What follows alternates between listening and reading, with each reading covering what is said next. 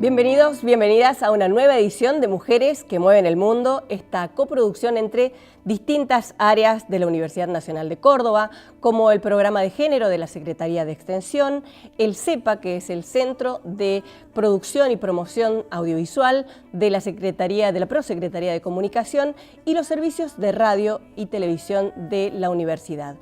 Hoy vamos a recibir a nuestra querida María Teresa Andrueto, la Tere, que en su simpleza, en su cercanía a veces nos hace olvidar de la extensa trayectoria que tiene a nivel nacional, internacional, incluso, y a las distintas distinciones, los premios que ha recibido, como por ejemplo el Hans Christian Andersen, que viene a ser como el Nobel de la Literatura Infanto-Juvenil. La María Teresa Andrueto, nuestra Tere, también ha desarrollado distintos trabajos en los más diferentes géneros, como la novela, el cuento, la poesía, la literatura infanto-juvenil y también una extensa tarea docente. Codirige la editorial de narradoras argentinas de la editorial de la Universidad Nacional de Villa María y también coordina un blog de narradoras argentinas. De todas estas cosas, de sus orígenes, de sus militancias, vamos a hablar en la edición de hoy. Les agradecemos que nos acompañen. Bienvenidos, bienvenidas. Y aquí estamos despertando como flores de un campo que no siempre fue regado, porque algunos, con pensar en esa idea, el temor los paraliza y se duermen asustados. Ni una menos pretendemos, y por eso defendemos flores que no hay que cortar, aprender a respetar. Nada aquí nos pertenece, todo lo que nace crece. No trates de conquistar, no hay por qué domesticar. Estamos iniciando otra nueva edición con una visita muy especial. Tere Andrueto, bienvenida, muchas gracias. Gracias, Pati, por la preciosa presentación. No, por favor. Bueno, nosotras siempre empezamos un poco hablando de los orígenes, tenemos esta idea de que lo personal es político. Nos has traído algunas imágenes de tu infancia, de tus orígenes, entonces contame un poco de eso. Traje 3 fotografías. En una están mi abuela materna y su mamá, mi bisabuela. Mi abuela materna era colchonera y fue jefa de hogar, hacía los colchones de lana. Ella iba por los campos a renovar los colchones de las familias, entonces estaba mucho fuera de su casa, era sostén de hogar en buena medida porque su marido tenía un problema de salud, era muy frágil, y su mamá, mi bisabuela, bueno, había sido en Italia guardabarrera, enviudó y bueno, como no quería casarse con el cuñado, que era lo que se hacía en lo que se estilaba en la vida campesina de la época, se vino a América con sus 2 hijos. Así que por ese lado una tradición de mujeres muy fuertes, mujeres trabajadoras, mujeres que han tenido que sostener sus casas. Y por el lado de la familia de mi papá, que es la otra foto, yo no la conocía a ella porque mi papá era italiano y bueno, yo cuando fui a Italia ella ya había muerto. Mi abuela era sastre y la cuestión familiar, la leyenda familiar dice que aprendió sola el oficio desarmando un saco de su marido y tuvo durante muchos años, hasta su muerte, después lo heredó un hijo suyo, mi tío Luigi, una sartoría Teresa de Andrueto, porque yo llevo su nombre. Y la tercera foto es mi mamá, que es una foto que quiero mucho. Está ella con mi papá el día de su casamiento por iglesia, quiero recalcarlo, porque se casó por civil y por iglesia, pero la curiosidad, y por eso la foto, es que estamos hablando de, ella se ha casado, me parece que en el año 1950 o 51, en una época en que las mujeres, ya en una condición un poco mejor, se casaban de blanco y de largo. Ella se casó por iglesia con traje sastre, gris, jaspeado, y una boina azul marino con una cinta escocesa en la cabeza. Ya una rebeldía ahí, porque parece una foto me parece que un poco, ¿no? sí. Entonces, bueno, eso, las traje a las mujeres de mi casa. Pero hay muchas mujeres fuertes en mi historia, otras que no eran de mi familia, con las que, digamos, por algunas razones debí vincularme y me sentí muy acompañada por ellas y en una cosa muy solidaria, además de con las mujeres de mi familia, como decía, con unas mujeres del norte a las que le he dedicado al cabo de los años la novela Los Manchados. Ya solo 2 de ellas viven. ¿Del norte te refieres? Del norte de Chilecito, Famatina, del norte de La Rioja. Porque ellas me cuidaron en algún momento que yo estuve enferma, serían las tías abuelas de mis hijas. Y bueno, con ellas también tuve una cosa muy fuerte en relación a la condición de las mujeres y con la abuela paterna de mis sobrinas, porque mi hermana murió muy joven y esa mujer crió a mis sobrinas y con ella articulé muchas cosas también. Mucha red de mujeres. Mucha red de mujeres cuando todavía no se hablaba de redes de mujeres. Claro. Y la infancia en Arroyo Cabral y la llegada a la ciudad. Claro, yo nací en Arroyo Cabral, que era el pueblo de mi mamá y de mis abuelas, pero cuando nací mis padres se estaban mudando a Oliva, o sea que la vida, la infancia para mí, la adolescencia fue en Oliva. Y yo terminé en 1970 el secundario y unos días antes, de cumplir 17, me vine a Córdoba a estudiar. Y ahí va esa pregunta, ¿no? Sí. De pensar cómo era ser una joven de los 70, esta Claro. generación que guarda una mística para... Sí, soy claramente una joven de esa generación, con todo lo que eso implica. Hice la universidad entre los años 71 y 75, tuve militancia estudiantil en una agrupación de izquierda en la Facultad de Filosofía y Humanidades. Alcancé a terminar la carrera en el 75, digo alcancé porque ha sido bastante afortunado para mí que hubiera sucedido así y no que hubiera quedado con materias pendientes para después del golpe de Estado. Tenía 21 años cuando el golpe de Estado y yo ya ahí me fui de Córdoba y formé parte de esa marea que fue el exilio interno, que después se conoció como el exilio interno. Yo me fui a la Patagonia y estuve ahí 1 año y medio y luego, bueno, en Córdoba, en una vida bastante dura, como replegada, en esa modalidad que digo de intentar desvisibilizarse uno, hasta el año 83. Ajá, mira, ahí. ¿Y cómo este contexto así convulsionado de los 70 y después muy violento también entre los 70 y ya los 80, cómo incide en tu literatura, ¿no? ¿Cómo aparece como, bueno, un poco en el exilio que vos decís? Claro, aparece mucho, pero no escribo en esa época. O sea, en esa época escribo algunas cosas que no se publicaron. ¿Qué hiciste en esa época? En esa época, bueno, en el tiempo de la Patagonia trabajé en la parte de atrás de una casa de fotocopias. Empezaba el tema de las fotocopias, ahí trabajé un poco. Antes había hecho unos meses, un par de meses, en un diario, el diario El Chubut, que era de la gente de Renovación y Cambio, lo cerraron los militares, así que ahí pasé a ese trabajo en esa fotocopiadora. Después me asusté mucho porque cerca de donde yo estaba, digamos en mi proximidad, lo llevaron y lo mataron, y después supe que lo habían matado, lo supe mucho después, al diputado Mario Abel Amaya, que vivía ahí, y entonces, bueno, no sé, me asusté, me vine a Córdoba y viví varios años, hasta el 83, en una piecita en los altillos de un hotel de citas que me dieron unos 3 personas maravillosas, los hermanos García, al lado de la vieja escuela Alberdi, y a los que les dediqué un poema de sueño americano que se llama así, Los Hermanos García. O sea que ahí recién empezar a... Recién en el 73 yo empiezo... ¿En el 83 o en el 70? Perdón, recién en el 83 yo empiezo a tener como una posibilidad de trabajo y ahí... sí, de una manera un poco insólita, rindo para ingresar al PAMI. Y entonces en el 83, como en abril del 83, cuando ya empieza a ablandarse la cuestión de la dictadura, ya se ve la inminencia del final. Ingreso al PAMI y trabajo ahí unos años como administrativa.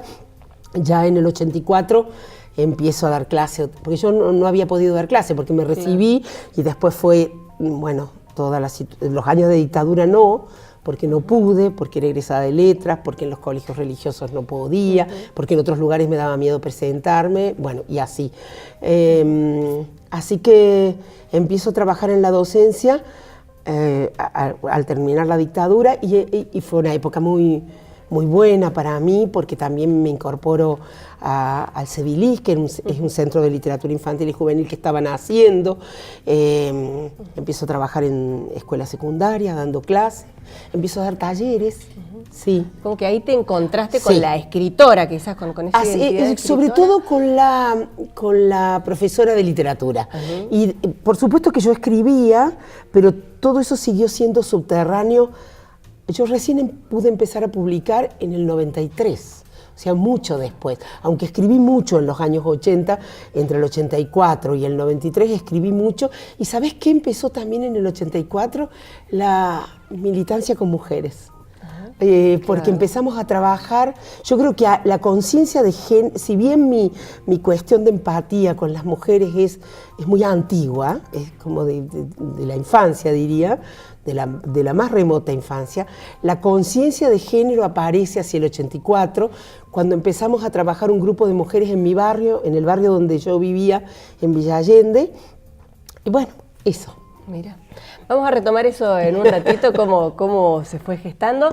Ahora hacemos un pequeño corte, un descansito. ¿Cómo no? El arisco de mi corazón.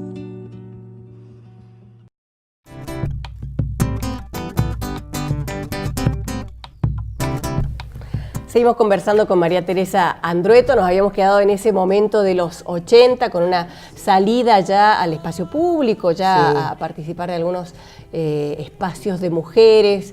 Entonces quería preguntarte cómo eso también se cruza con tus eventos familiares, con las biografías, ¿no? Claro, yo acababa de ser, en los años ahí desde el 84, los primeros años de recuperación democrática son muy intensos y nos atraviesan, bueno, yo me sentí atravesada muy fuertemente en una revitalización de todos los aspectos de una, ¿no? Por un lado, la maternidad, que yo acababa de ser madre, y entonces eso también da una nueva mirada a todo lo que uno hace. El contexto social que favorecía la posibilidad de participación, el trabajo barrial en el lugar donde yo vivía con mujeres, el encuentro con colegas con las que formamos el CEDILIS, o sea que era también una institución como de militancia a través de la lectura y del libro y de la educación. Claro, porque la literatura infanto-juvenil casi que era un género despreciado hasta ese momento. Sí, incluso esos años, después lo supimos, son los años de constitución del campo de la literatura infantil y juvenil. Porque si bien antes existían expresiones, algunas muy altas, como podía haber sido Mariana Walsh, por ejemplo, o Villafañe, pero no existía como campo. El campo se conforma en el regreso democrático, el campo de estudio, de interés y demás. Entonces, en todos los aspectos están atravesados por ese mismo deseo, podría ser la palabra militancia, ese mismo deseo de intervenir en la sociedad y de sentir que la sociedad post-dictadura, en la apertura democrática, permitía esa posibilidad. Mira. Bueno, vamos a hacer un alto de estos temas para después retomarlos, porque en realidad durante este ciclo de Mujeres que Mueven el Mundo, nos parece que en ocasión de celebrarse el centenario de la Reforma también era importante revisar cómo las mujeres cotidianas, nuestras mujeres que mueven el mundo todos los días, tienen alguna percepción sobre el acceso al conocimiento, el acceso al derecho a la educación en relación con la universidad. Por eso la producción ha registrado algunos testimonios con esas preguntas que vamos a invitarte a compartir ahora. ¿Cómo no? Soy Elena Schule, soy jubilada,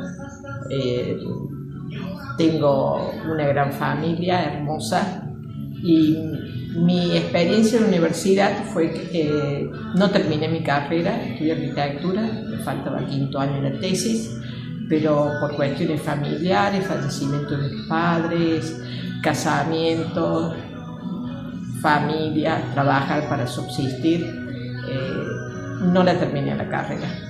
No estoy arrepentida, porque fue una época muy difícil para estudiar. Creo que son muchas las deudas que tiene la universidad con las mujeres, pero que se está ganando mucho terreno a la vez.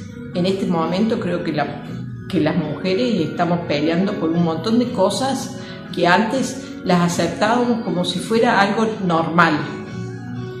Ser manoseadas, violentadas, maltratadas delante del resto o no del resto. Creo que hay que seguir en la lucha. Mi nombre es Itati González, soy profe de educación física. Mi relación con la universidad es que ha sido fantástica. Soy una de las pocas profesionales en mi familia, ya que la gran mayoría de las mujeres se ha dedicado a tareas domésticas y a la familia y a trabajar, y siempre entre esos dos ámbitos, digamos, sin tener la posibilidad de estudiar una carrera universitaria. Y con respecto a la universidad, yo estudié en un instituto provincial en donde la mujer recién hace poquito ha empezado a tener mayor fortaleza dentro de la institución, más voz en la institución. Y sí ha sido una mala experiencia con 2 profesores, que no voy a dar nombres, en donde sé que lo único que hicieron fue separarlos de la tarea que estaban haciendo y colocarlos en tareas administrativas, pero a nivel legal, digamos, no se hizo más que eso. No sé cuál será el motivo, pero fue así.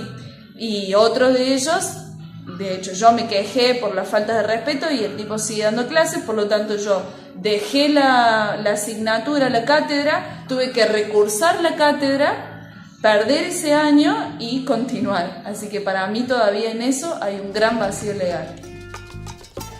Todos testimonios que se suman a este registro de mujeres que mueven el mundo, preguntándoles en este caso sobre el acceso, el derecho a la educación y particularmente en relación con la universidad. ¿Cómo ha sido, cómo ves este acceso de las mujeres a la universidad? ¿Cuál ha sido tu experiencia en relación con los claustros universitarios como mujer? Claro, para mí la experiencia, bueno, llegar a la universidad significó una puerta abierta, no sé, al conocimiento, al mundo. Si bien uno trae ciertas cosas, fue realmente algo muy fuerte, y yo pienso, y digamos, nunca hubiera sido posible si no hubiera estado a mano, si yo no hubiera estado en un país en el que la educación superior es gratuita, libre, de libre acceso. Mira, te lo diría con una frase que una vez me dijo mi mamá. Mi mamá tenía una gran apetencia cultural y literaria, pero hizo solo la escuela primaria porque en su pueblo no había secundaria. Y ella me dijo una vez, ni en mis más remotos sueños me imaginé que mis hijos fueran a ir a la universidad. Qué fuerte, ¿no? Eso. Qué fuerte. Sí.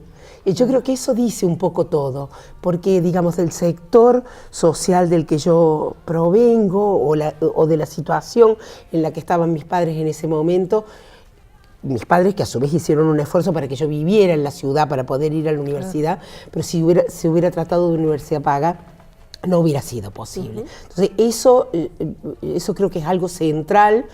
Soy primera generación de universitarios, mucha gente de mi generación lo es, y esto solo es posible en el contexto de un país que tenga la educación superior gratuita. ¿Y tu condición de mujer te parece que tuvo alguna diferencia con los pares varones? No, lo que pasa es que yo hice letras y en letras éramos una gran mayoría de mujeres.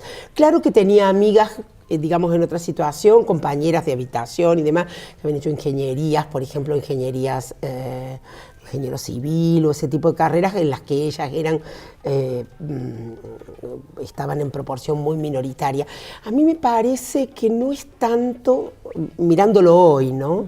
Han cambiado también los tiempos, no es tanto el acceso a la universidad, porque hay una proporción muy alta de mujeres siguiendo estudios superiores. Me parece que la diferencia hoy está todavía en los lugares jerárquicos en cada disciplina. O sea, alguna vez le he escuchado a Carmen Argibay haciendo una proporción de lo que pasa en la justicia que podría servir para otros lugares, y esto, ¿no?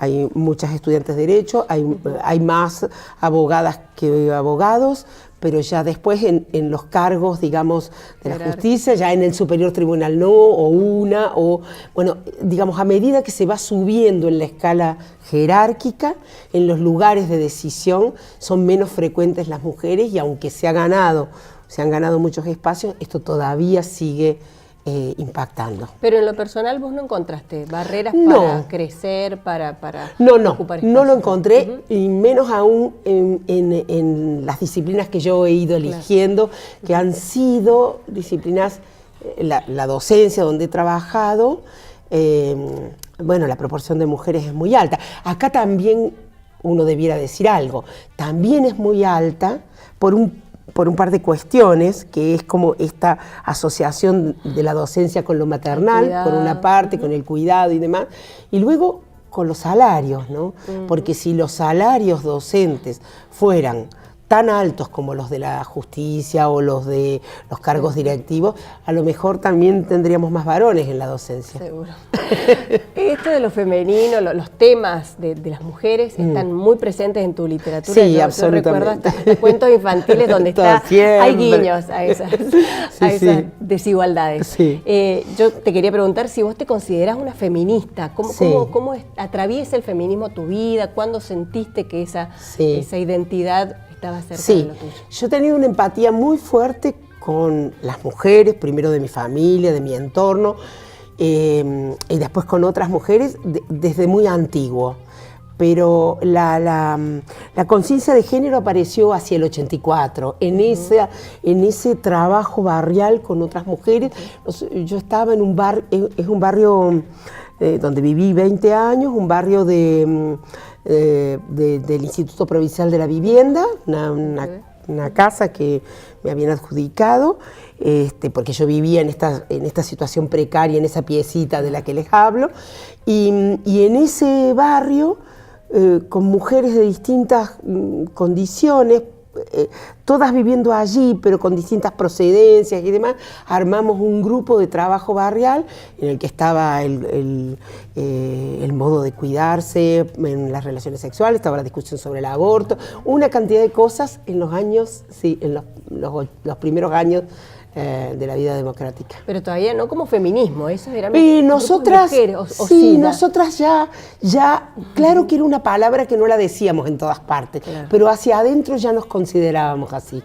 Sí, de una manera como era antes, ¿no? Porque de un modo en el que en determinadas circunstancias, a esta pregunta que vos me haces, uno hubiera trastabillado un poco para responderla, porque era una pregunta que aparecía, era una respuesta que aparecía como mujeres digamos, contrarias a los varones, persecutoras de los varones.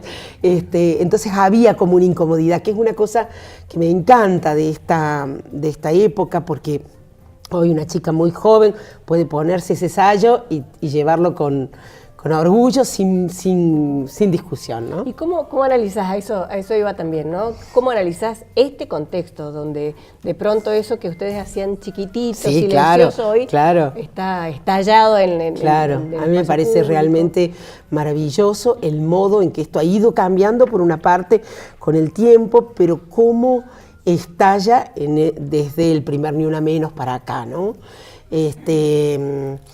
Bueno, ahora estamos ante la posibilidad de que se sancione la ley por el aborto legal, seguro y gratuito, que es una demanda en realidad tan antigua. Vos sabés que con otras dos mujeres, entre ellas mi hija Juana, hacemos la colección de narradoras argentinas, que eso también es como una tarea no sé si llamarle militante, de recuperación de escrituras de mujeres de otras épocas. Y por ejemplo hay una de las mujeres que editamos, María Luisa Carnelli, que editamos una novela que se llama Quiero Trabajo, una mujer muy especial, fue periodista, cubrió el frente de batalla de los republicanos en España, etc.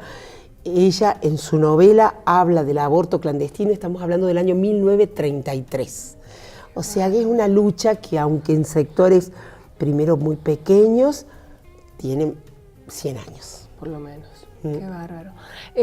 Bueno, y este contexto, ¿cómo te encuentras vos? ¿Cómo estás en relación con eso? Y bueno, yo participo de cuanta marcha y pronunciamiento. Con respecto al aborto, bueno, formo parte de un grupo que hemos armado con un documento que se va a firmar ahora el viernes próximo. Es un llamado también a las personas que puedan, que quieran, a las mujeres de todo orden que quieran sumarse. Se hace en el Museo de Antropología, pero digamos yo he tenido pronunciamientos en mis redes, presencia en las marchas, en programas en los que me invitan. Siempre he tenido un posicionamiento, desde los años 80 para acá, un posicionamiento con respecto al aborto. Lo que pasa es que en estos últimos años yo tengo una vida pública que hace que lo que digo, digamos, circule en otros lugares, pero en lugares más privados la tengo desde hace mucho. Claro, pero ya atravesando el campo literario del todo, trabajo, absolutamente todo. Sí.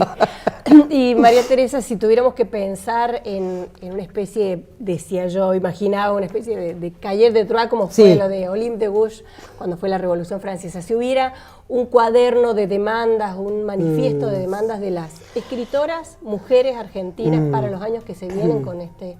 Sí, vos sabés que creo que aparece, bueno, hay muchas cosas que falta la igualdad laboral, la igualdad de salarios sobre todo, muchas cosas en las vidas privadas a conseguir, digamos, en nuestras vidas privadas y en las públicas, pero yo creo que también aparecerán y la extensión a otros lugares que a veces por la ruralidad, por la distancia, por otras características culturales en el mismo país, ¿no? Digamos, hay algunas cosas que se han logrado en algunos espacios que en otros todavía no están, porque la sociedad a veces... digamos, el cuerpo social a veces va adelante de las luchas y a veces hay sectores que quedan como un poco más demorados. Pero yo creo que en la medida en que se resuelven algunas cuestiones, aparecen otras demandas, cosas que hoy nos parecen estar naturalizadas y que a lo mejor dentro de 2 años ya no lo estarán tanto, igual que algunas cosas estaban naturalizadas y hoy ya no lo están. También se empiezan a hablar, se empiezan a discutir.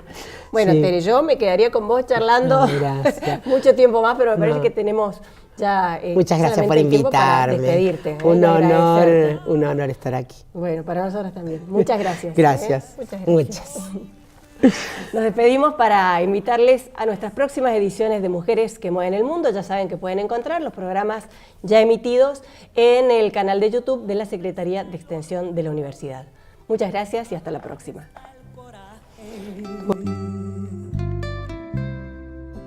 Porque hoy que estás perdido, mendigas caridad. Ya ves que no es lo mismo amar que ser amado.